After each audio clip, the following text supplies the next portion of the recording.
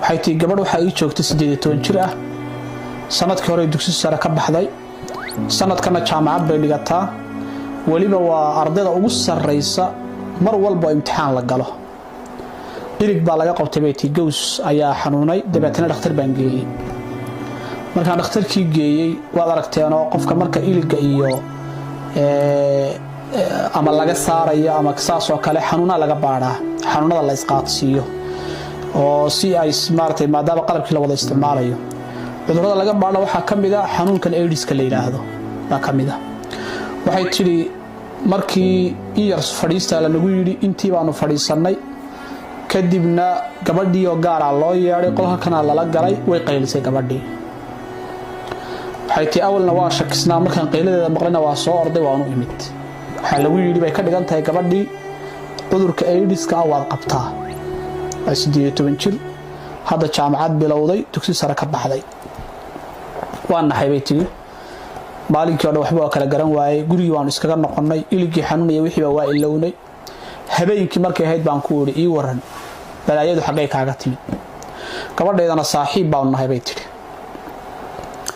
dabeetana waxay tiri hooyo anigu mana dhilaysto xumaan iyo zinana ma sameeyo laakiin hal qiso habeen ugu dhacday baan kaaga sheekaynayaa habeenkii aan ku dhaxay waa muddo 3 bilood ka hor bay tiri habeenkii aan ku dhaxay gurigii habar yartay hebla soo ma xasuustid waa xasuustaa gabadha habar yartay dhashay baa ka haysay xeebta liidaanu tagnay xoogaa baanu soo baashaalnay xeebta oo soo dabaalanay kadibna meel hotel ah ayaanu nimid waqti maghribkii ah maghribkii markaan hotelka nimid sharaab baa la noo keenay labadayadiiba ayadu dalabtay hodheelay hore isu yaqaaneen waa ila akayd sharaabkii markii la noo keenay aniga halkaas isugu kay dambeysay anoo sharaabkii la ii keenay oo sharaabkii cabaya isugu kay dambeysay waxaan ku war helay habeenkii 12 habeenimo ama 5 saac oo habeenimo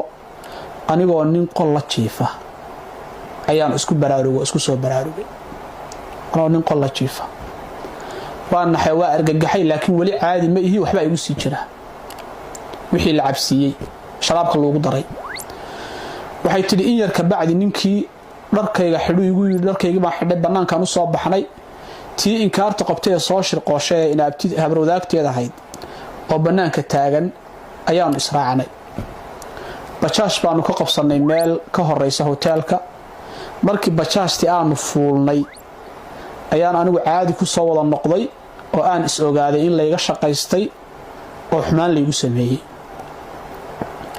sidaasaan ku soo tagnay waan aamusay maadaama nin nala socdo oo bajaashtan inagu wado markaan gurigii nimid baan ku inkaari ku dhacday xagaadi geysay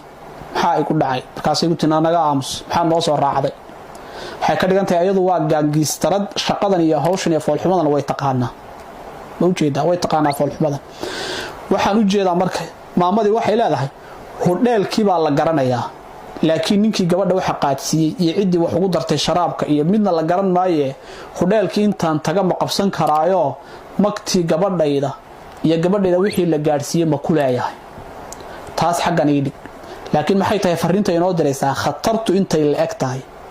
iyo gabdhaha yaryarka ah ee si yaacaya ee meelaha noocaas oo kale tagayay shirqoolka si ugu sahlan yihiin ayaa arrintan ina tusinaysaa